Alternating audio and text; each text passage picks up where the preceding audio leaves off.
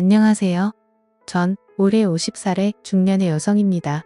가족은 남편과 3명의 딸 그리고 딱 1년 전까지 제 곁엔 형부가 계셨습니다. 오늘이 딱 저희 형부 기일이라 많은 생각에 잠겨 글을 쓰게 되었습니다. 일단 6년 시절 이야기부터 시작해야 할 듯합니다. 따분하고 지루할 수도 있겠지만 잘 들어주시면 감사하겠습니다. 저는 엄마가 43살에 낳은 아이였습니다. 지금에야 달을 늦게 시집을 가 늦게 낳지만 제 어릴 적엔 노산이었죠. 안타깝게도 저는 부모님에 관해 기억은 없어요. 심장 쪽이 약했던 엄마는 저를 낳자마자 잘못되셔서 돌아가셨고 아버지께서는 저를 친할머니 도움을 받아 2살 정도까지 키우시다가 재혼하셨는데 재혼한 상대 여성분께는 저와 24살 더 오래 딸이 있었죠. 그때도 전 어렸을 적이라 기억이 잘 나지 않지만 재혼 후 2년 정도는 그럭저럭 잘 살았다고 해요. 2년 후 새엄마가 갑작스럽게 유방암 진단을 받고 1년 정도 항암 치료를 하며 투병하시던 중 돌아가셨어요. 설상가상으로 친할머니까지 돌아가시고 아버지께 새 여자가 생기면서 저를 언니한테 떠맡기다시피 하셨대요. 그때 언니는 28살이었고 결혼을 앞두고 있는 상태였어요.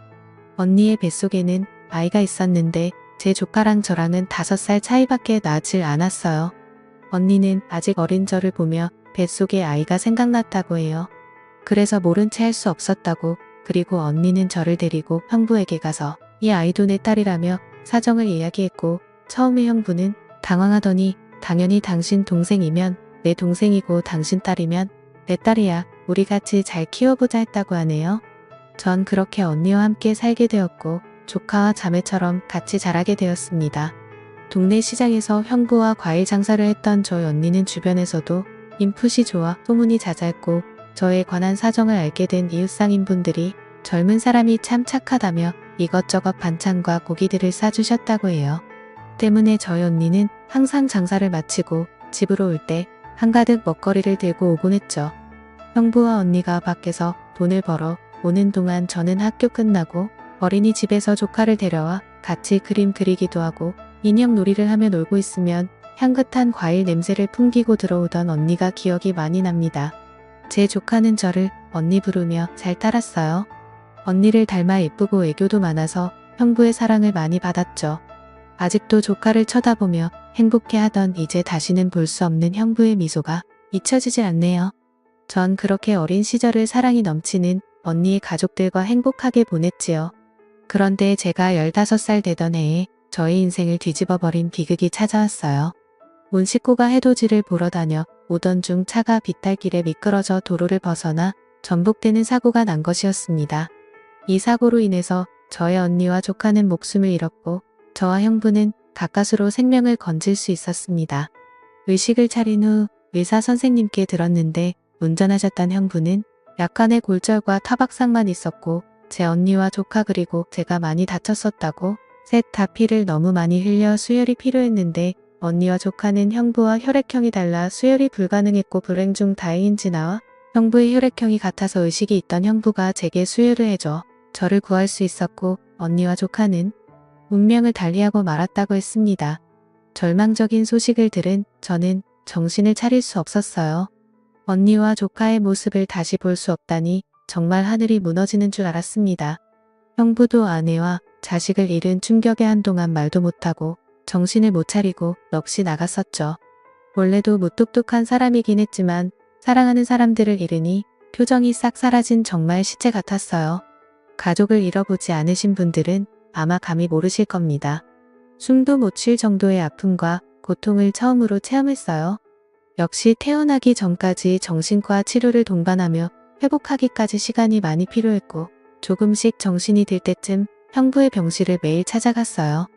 시간이 흘러 형부가 먼저 퇴원을 하고 뒤늦게 퇴원을 한 제가 집으로 돌아갔을 때 저는 경악을 금치 못했습니다. 집안은 말 그대로 엉망이었어요.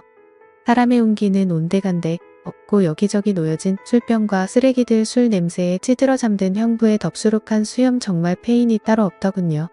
제가 집으로 들어오자 형부는 이야기를 하며 저를 한번 쓱 쳐다보고는 다시 자리에 눕는데 그 눈빛은 마치 자신도 죽여달라는 눈빛이었어요. 집으로 돌아온 저는 집안 곳곳 널린 쓰레기들과 술병을 치우고 그동안 쌓여있던 빨래들과 설거지 등 집안 청소를 싹 한우만기를 시키고 저녁을 준비했죠. 저녁 준비가 다 되자 자고 있던 형부를 깨워 식탁 뒤에 마주보고 앉아 오랜만에 같이 식사를 했습니다. 분명 갓 지은 밥과 계란 후라이인데 그렇게 차가울 수가 없었어요. 그 차가운 공기를 빼고 제가 먼저 말을 했죠. 나는 형부나 다시 학교 가야 되는데. 형부는 그래 전에 다니던 학교로 가면 되겠지. 나는 내 형부는 선생님께 말씀드리마. 그렇게 저는 다시 학교를 다니게 되었고 언니와 조카모까지 열심히 살겠노라고 다짐하며 이를 악물고 공부를 했고 결국 전교 1등을 하였습니다. 그러나 형부는 많은 시간이 필요해 보였어요. 학교를 마치고 집에 오면 항상 같은 자리에 누워있는 형부 그리고 형부를 보호하듯 주위를 둘러싸고 있는 빈 술병들. 학교가 끝나면 집에 와 널브러진 술병과 쓰레기를 치우고 저녁을 준비하는 저의 학교 일과는 항상 똑같았습니다. 그렇게 1년 반 정도의 세월이 흘러가고 고등학교 진학을 앞둘 무렵 저의 반 담임 선생님께서 제게 특성화 고등학교에 관한 이야기를 하시며 학부모님과 상의를 하고 싶으니 형부를 모시고 오라고 이야기하셨고 저는 부푼 가슴을 안고 집으로 돌아갔습니다. 그러나 여전히 같은 자리에 있는 형부가 술병들 순간 무언가 잘못되었구나 싶더라고요. 그러면서 언니와 조카 대신 제가 살았다는 자책감은 절 헤어나올 수 없는 절망으로 내몰았습니다. 저는 그 자리에 주저앉아 서럽게 울기 시작했어요. 제 울음소리를 들은 형부가 잠에서 깨어 쟤를 발견하고는 어왔니? 라고 하시더라고요. 저는 울부짖었어요. 나는 잘못했어요. 형부 제가 살아서 죄송해요. 언니랑 조카 모까지 같이 있게 살려고 했는데 이제는 한계예요. 미칠 것 같아요. 그러게 왜 절 구하셨어요? 왜 나 같은 걸 구해서 힘들어해요? 그냥 그때 언니와 조카랑 같이 죽게 냅두지. 그냥 죽을 걸 그랬어 이야기하며 베란다 난간으로 올라가는 나를 보곤 형부가 달려와 뒤에서 꼭 끌어안고 말씀하셨어요. 형부는 미안하다. 내가 너무 괴로워서 그랬어. 내 와이프랑 딸 생각하면 미칠 것 같아서. 너는 이제 내 자식이나 마찬가지야. 아내도 자식도 잃은 내게 처제인 너밖에 없어. 우리 시간이 걸리겠지만 먼저 간 내 언니랑 우리 딸 모까지 같이 잘 살자. 내가 노력하마. 저는 고개를 끄덕이며 형부와 약속을 했습니다. 하늘에서 지켜보는 언니와 조카에게 부끄럽지 않게 열심히 행복하게 잘 살아보자고요. 저는 담임 선생님이 추천을 받아 토복고에 진학했고 다른 학교보다 비싸던 학비로 인해 형부는 밤낮으로 일을 하셔야 했습니다. 저는 낮에는 과일 장사를 하고 저녁에는 택배 일을 하시는 형부를 보며 그 고생이었대이 되지 않도록 피땀 흘려 공부를 했고 고생 끝에 서울대에 합격했습니다. 순간 언니의 기뻐하는 얼굴이 떠올라 너무 뿌듯하고 행복했어요. 형부는 이거 딸 하늘 날아갈 때 받았던 보험금이야.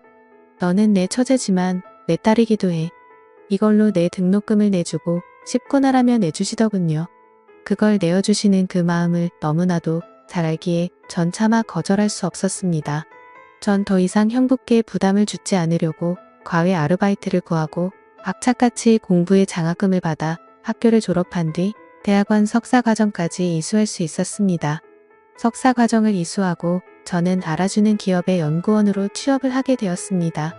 대기업의 연구원이라 야근이 잦았으나 바쁜 와중에서도 형부를 행복하게 해드리고 싶어서 재미있는 영화도 예매해서 보고 맛있는 것도 먹으며 같이 데이트를 했습니다. 형부와 함께 시간을 보내는 것 자체가 제겐 기쁨이고 행복이었으니까요. 그렇게 행복한 시간을 보내며 저는 같은 연구원 직장 선배와 인연이 되어 결혼을 하게 되었고 형부에게 소개 자리를 마련했습니다. 형부는 말수는 많지 않지만 따뜻하고 듬직한 사람이라 좋아하며 기뻐하셨습니다. 그리고 제 상견례 전날 형부가 제게 할 말이 있다며 부르셨어요. 형부는 이거 내 언니 보험금이야. 혼수 준비할 때 보태렴 나는 형부 이건 받을 수 없어요. 제 언니 목숨값을 제가 어떻게 이 돈까지 받으면 제가 어떻게 살아요. 형부는 내 언니였어도 이렇게 했을 거야. 그리고 한 가지 부탁이 있다. 내 결혼식 날 신부 입장할 때 이 손을 내가 잡아도 되겠니? 그래야 하늘에 있는 내 언니도 편하게 눈을 감을 거야.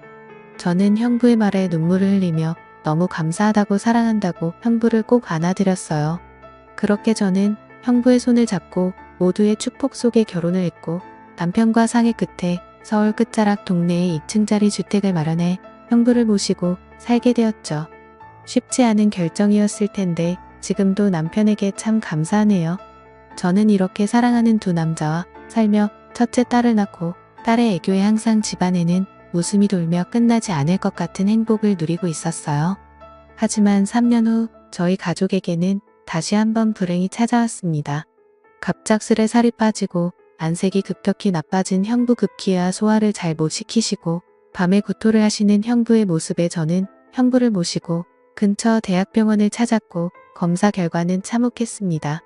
형부의 림프절에 악성 종양이 생겼다고 병명은 혈액암이니 암세포는 림프절을 타고 온몸에 전이가 되었다고 하더군요.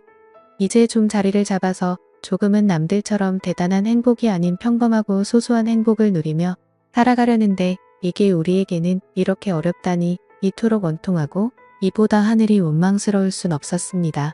저는 애써 웃으며 형부에게 요즘 의학이 많이 발달해 항암 치료만 꾸준히 잘 받으면 된다고 말씀드리고는 형부를 지극정성으로 간호했습니다.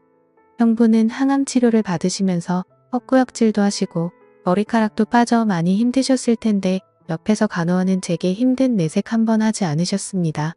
그런 형부를 보며 저는 더 열심히 형부를 간호했고 일과 육아를 병행하던 탓에 무리를 했는지 그만 연구실에서 실신을 하였습니다.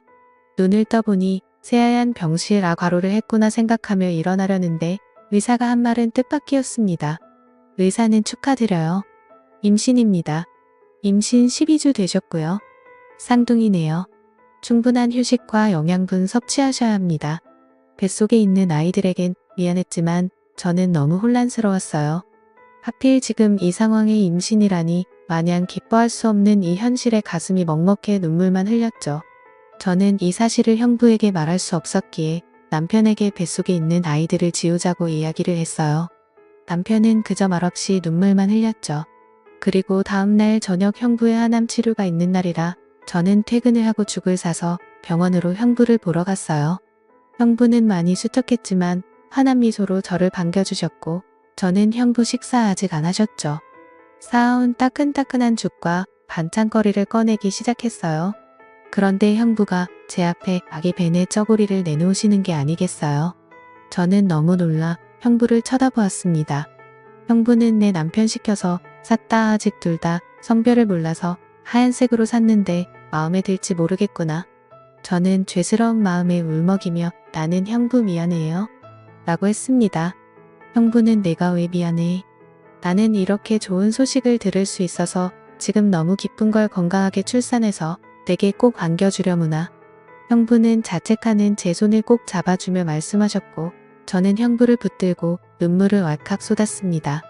저는 남편과 상의하여 휴직계를 내고 육아와 간병에 전념하기로 했습니다. 낮에 아이를 유치원에 보내고 형부가 있는 병원으로 갔습니다. 그런 나를 보는 형부는 홀몸도 아닌데 병실에 찾아오지 않아도 된다고 말씀하셨으나 저는 이것조차 못하면 제가 죽을 것 같다고 말씀드렸습니다. 형부는 태교도 못하는 저에게 미안하다며 병원 휴게실에서 이야기 책과 잡지를 들고 오셔서 아름다운 풍경 사진도 보여주시고 재밌는 이야기도 들려주셨어요. 형부와 같이 사진을 보며 신혼여행도 제주도로 가서 한 번도 외국 여행을 가본 적이 없다는 형부를 꼭 모시고 가리라 다짐을 했었는데 저의 출산이 임박함과 동시에 형부의 상태는 악화되어 갔습니다.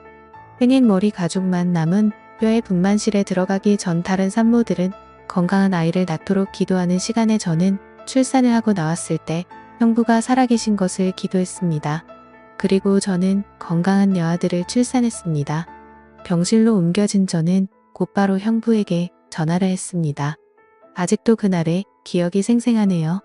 다시는 형부의 목소리를 들을 수 없을 것 같아 어찌나 마음이 조마조마하던지 형부는 다행히 전화를 받으셨습니다.